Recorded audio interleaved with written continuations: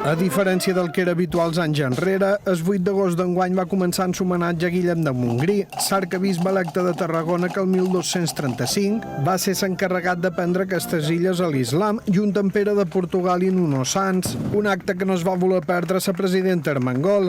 I després, tothom en processó cap a la catedral, no sense fer una aturada abans a la capella de Sant Ciriac, punt per on, segons la tradició, entraren les tropes catalanes per conquerir la ciutat.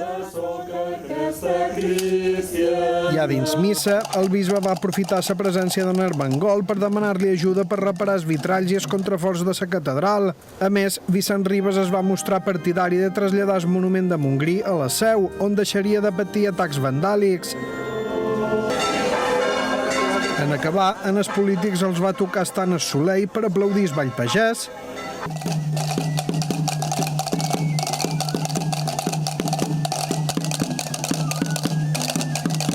I per escoltar el president Marí, un fet que va encendre en els socialistes, que no els va agradar el que Marí va dir i encara menys va d'estar fregint-se de calor, coses que van amb el càrrec i amb el sou. A la tarda va ser el torn de la berenada en el Puig dels Molins, una tradició que enguany va ajuntar més gent del que era habitual els darrers temps, veïns de Vila i d'arreu de Silla que gaudiren de jocs tradicionals,